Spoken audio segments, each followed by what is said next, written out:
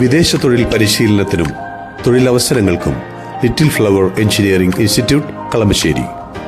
പഠിച്ചാൽ ജോലി ഉറപ്പാണ്. രാജ്യസഭാ സീറ്റും അതുപോലെ തന്നെ അധികമായി അസംബ്ലി സീറ്റുകൾ മത്സരിക്കാൻ വേണ്ടിയും ചോദിച്ചു വാങ്ങിയിട്ട് മുന്നണി മര്യാദ ലംഘിച്ച് കോൺഗ്രസ് തമിഴ്നാട്ടിൽ ചെയ്തത് ശുദ്ധ അസംബന്ധമാണ് എന്ന് പറയാൻ ഇപ്പോൾ CPIMന്റെ നേതാക്കൾ തയ്യാറാവുകയാണ്. ഇന്ത്യ മുന്നണി യോഗത്തിൽ കോൺഗ്രസ് നേതൃത്വത്തെ പരിഹസിക്കാനായി മനഃപൂർവ്വം കടന്നുകൂടിയിട്ടുള്ള ചില എത്തിക്കണ്ണികളുണ്ട്. കോൺഗ്രസിൽ നിന്നും ഔദാര്യം പറ്റിയതിനു ശേഷം വലിയ വർത്തമാനമൊക്കെ പറഞ്ഞ് മുന്നോട്ട് പോകാൻ ശ്രമിക്കുന്ന ഇത്തൽക്കണ്ണികൾ.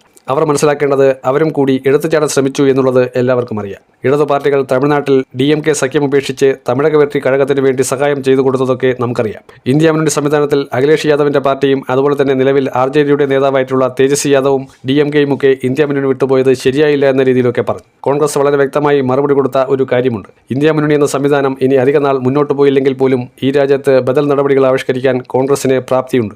അതിൻ്റെ കൂടെ സാഹചര്യങ്ങൾ മനസ്സിലാക്കി നിൽക്കുക എന്നുള്ളതാണ് ഈ രാജ്യത്ത് പ്രതിപക്ഷ പാർട്ടി എന്ന രീതിയിൽ മാത്രമല്ല കോൺഗ്രസിൻ്റെ ഉത്തരവാദിത്തം. ഈ രാജ്യം ഏറെ നാൾ ഭരിച്ച് ഈ രാജ്യത്തിൻ്റെ സുസ്ഥിരമായ ഒരു വികസനത്തിന് വേണ്ടി കൃത്യമായിട്ടുള്ള അടിത്തറപ്പാകിയ പ്രധാനമന്ത്രിമാർ വിജയിച്ചു വന്ന നാട്ടിൽ അതിൻ്റെ എല്ലാ സാഹചര്യങ്ങളും ഒരുക്കിയ കോൺഗ്രസിനെ സംബന്ധിച്ചിടത്തോളം തെറ്റുകുറ്റങ്ങളും പോരായ്മകളും ഒക്കെ ഉണ്ടായിട്ടും ഇപ്പോഴത്തെ മുന്നണി സംവിധാനം എന്ന രീതിയിൽ മറ്റുള്ളവരുടെ കാര്യങ്ങൾ ഒരേ സമയം വീക്ഷിക്കുന്നുണ്ട്.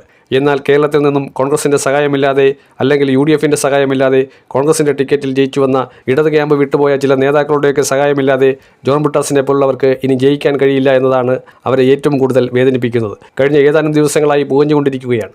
കോൺഗ്രസിനെ എങ്ങനെയൊക്കെ അള്ളുവയ്ക്കാം. ദക്ഷിണേന്ത്യയിൽ ഇന്ന് കോൺഗ്രസിന് കർണാടകയിലും കേരളത്തിലും തെലങ്കാനയിലും കേവല ഭൂരിപക്ഷത്തിനടുത്തേക്കുള്ള സീറ്റുകളുണ്ട്. അതിൽ കർണാടകയിലും തെലങ്കാനയിലും വ്യക്തമായ കേവല ഭൂരിപക്ഷമുണ്ട്. കേരളത്തിൽ 63 MLAമാരുമുണ്ട്. അതുകൊണ്ട് ഭീഷണിപ്പെടുത്തലിൻ്റെ രാഷ്ട്രീയമൊന്നും ഇവിടെ ചെലവാകുകയില്ല എന്ന് ഓർമ്മിപ്പിക്കുകയാണ്. പിന്നെയുള്ളത് സമാജ്വാദി പാർട്ടിയും RJDയും പോലുള്ള സഖ്യകക്ഷികളാണ്. കൃത്യമായി പറഞ്ഞാൽ തമിഴക വെട്രി കഴകം ഇന്ത്യ മുന്നണിയിലേക്ക് പ്രവേശിക്കാനിരിക്കുകയാണ്.